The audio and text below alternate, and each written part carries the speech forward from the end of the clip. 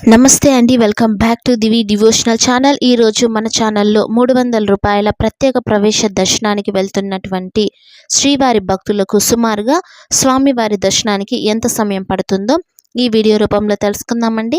అంతేకాకుండా ఎస్ఎస్టీ మరియు DD tokens కలిగి ఉన్నటువంటి భక్తులకు మరియు ఎలాంటి టికెట్ లేకుండా ఉచిత దర్శనానికి వెళ్తున్నటువంటి భక్తులకు కూడా స్వామివారి దర్శనానికి సుమారుగా ఎంత సమయం పడుతుందో పూర్తి వివరాలు తెలుసుకుందాం. మరియు నిన్నటి రోజున స్వామివారిని దర్శించుకున్నటువంటి భక్తుల యొక్క అప్డేట్ గురించి తెలుసుకుందామండి.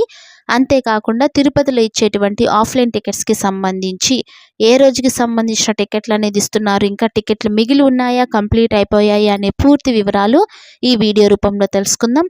సో ఎవరైతే ఇంకా శ్రీవారి భక్తులు మన ఛానల్ని సబ్స్క్రైబ్ చేసుకోలేదో మర్చిపోకుండా సబ్స్క్రైబ్ చేసుకోండి, లైక్ చేయండి, షేర్ చేయండి.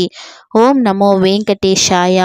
300 రూపాయల ప్రత్యేక ప్రవేశ దర్శనానికి వెళ్తున్నటువంటి శ్రీవారి భక్తులకు సుమారుగా స్వామివారి దర్శనానికి 2 నుంచి 5 గంటల సమయం అయితే పట్టే అవకాశం అనేది ఉందండి.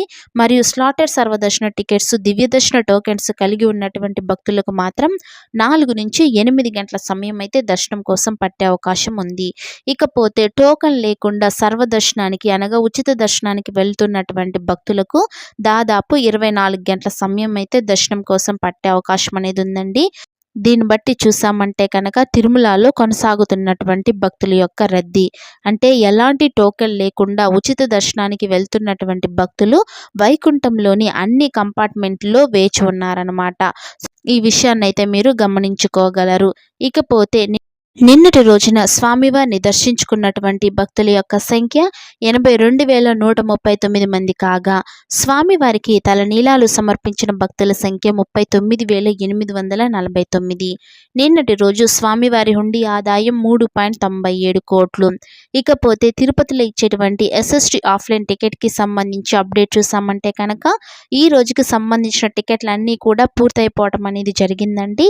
ఈరోజు టికెట్స్ కంప్లీట్ అయిపోయాయి కనుక రేపు ఉదయం 3 నుంచి 7 గంటల మధ్య దర్శనం చేసుకునేటువంటి ఆఫ్లైన్ టికెట్స్ అయితే ఇవ్వటం జరుగుతుంది. ఈ టికెట్స్ రోజు శ్రీనివాసం, విష్ణు నివాసం, భూదేవి కాంప్లెక్స్ మరియు శ్రీవారి మెట్టు ఈ మార్గాలలో మీరు టికెట్లు అయితే తీసుకోగలరు. ఖచ్చితంగా భక్తులు మీ యొక్క ఆధార్ కార్డ్, ఐడి ప్రూఫ్ అనేది తీసుకువెళ్లాల్సి ఉంటుందండి. ఒక టికెట్ మీద ఒక వ్యక్తి మాత్రమే దర్శనానికి వెళ్లాల్సి ఉంటుంది. మరియు ఒక టికెట్ పైన ఇంకొకరు దర్శనానికి వెళ్ళాలా అంటే అలా అనుమతించబడరండి. మరియు 12 సంవత్సరాల లోపల తక్కువ వయసు ఉన్నటువంటి పిల్లలకైతే టికెట్ అవసరం లేదు. 12 సంవత్సరాల కంటే ఎక్కువ వయసు ఉన్నటువంటి ప్రతి ఒక్కరూ ఆధార్ కార్డ్, ఐడి ప్రూఫ్ అనేది తీసుకువెళ్ళి టికెట్ అనేది తీసుకోగలరు. టికెట్స్ కనుక అయిపోయాయి అంటే కనుక మీరు దర్శనానికి డైరెక్ట్గా తిరుమలకి వెళ్ళి క్యూ లైన్లోకి వెళ్ళిపోయారంటే స్వామివారి దర్శనం అయితే చేసుకోగలరు. కాకపోతే టికెట్స్ తీసుకున్న వారికైతే స్వామివారి దర్శనం కొంచెం తొందరగా అవుతుందండి. టికెట్ లేనటువంటి భక్తులకు కొంచెం ఎక్కువ సమయం అయితే దర్శనం కోసం పట్టే అవకాశం ఉంటుంది. ఈ విషయాన్ని అయితే గమనించగలరు. సో ఇవండి తిరుమల తిరుపతి దేవస్థానానికి సంబంధించిన అప్డేట్స్. మరి రేపటి అప్డేట్తో మళ్ళీ కలుసుకుందాం. ఓం నమో వెంకటేశాయ.